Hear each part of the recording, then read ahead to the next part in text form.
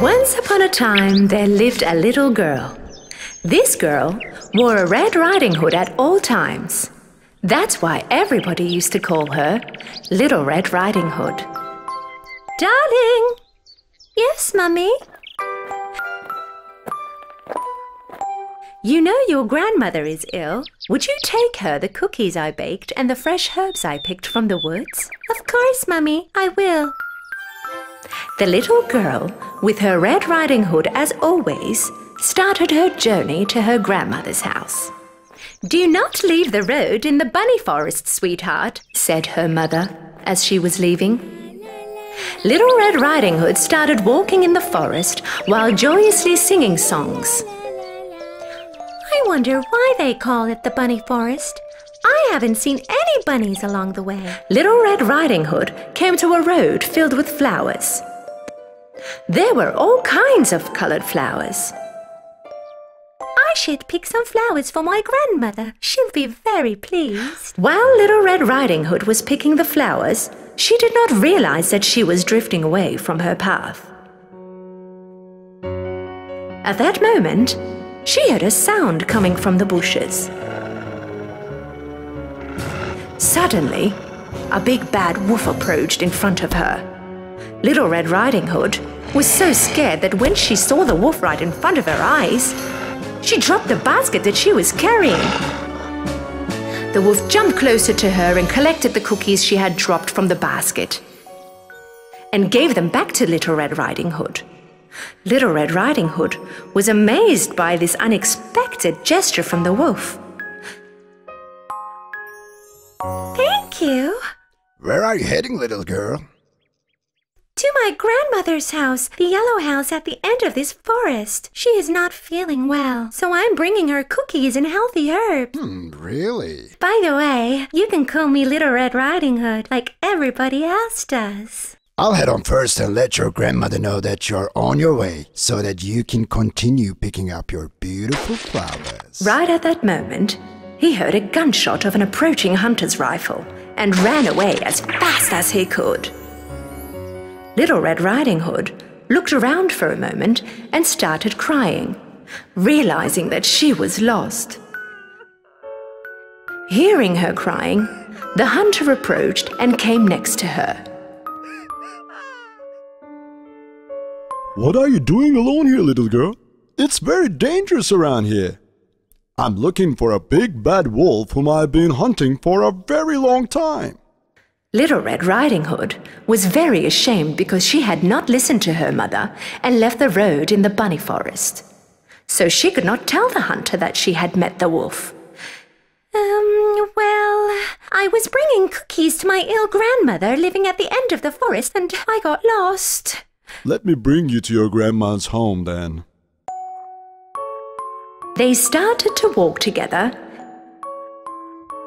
And right then, the wolf took a shortcut and quickly made it to the grandmother's house. He knocked on the door.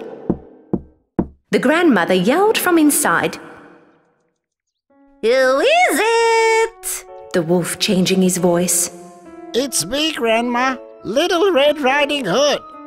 I brought you cookies and fresh herbs from the woods. "The door is open, my dear. You can come in." The wolf smirked and stormed in through the open door.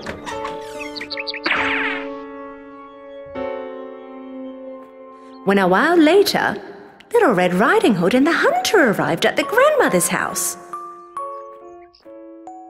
Go, little girl. Go next to your grandmother as soon as possible. The hunter went back on his way. Little Red Riding Hood knocked on the door. Her grandmother yelled from inside. Who is it? It's me, Grandma, Little Red Riding Hood. The door is open, my darling. You can come in. Little Red Riding Hood hesitated for a moment, because the sound she heard did sound a little different than her grandmother. She then remembered that her grandmother was ill. Well, grandmother probably sounds like that because she is ill. Little Red Riding Hood opened the door and went in. The wolf, dressed in grandmother's clothing, with her nightcap and her glasses, was lying in the bed. He also closed the drapes so that it became dark inside, and Little Red Riding Hood could not recognize him. I thank you, darling, for all your trouble getting all the way here to bring me food. Come next to me so I can give you a hug. Come, my darling. Come closer. Little Red Riding Hood left the basket on the floor, but she did not get too close to the bed, because her grandma looked different. Why are your arms so long, Grandma? So that I can hug you better. Why are your ears so big?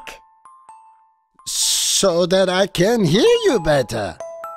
But why are your eyes so huge? So that I can see you better. Why are your teeth so sharp, Grandmother? So that I can eat you better.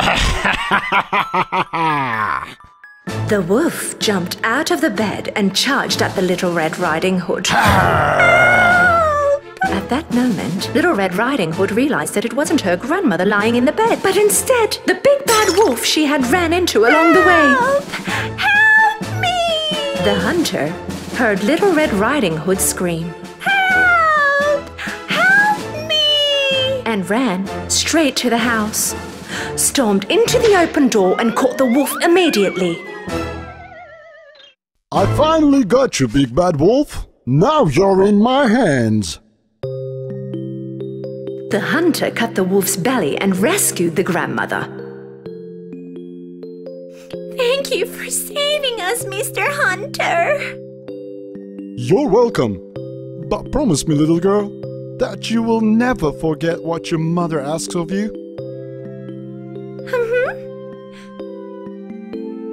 With great appetite, Grandmother ate all the cookies Little Red Riding Hood had brought for her, boiled the healthy herbs to make a cup of tea, and instantly got well. Little Red Riding Hood promised her grandmother that she will never ever fall into the words of a bad wolf again. Little Red Riding Hood was walking in the forest once again, singing along merrily, as she ran into the same wolf again. The wolf was punished by the hunter to clean the forest, and he was very ashamed about what he did when he saw the Little Red Riding Hood. The bunny forest became full of joy, bunnies and flowers like it was once before.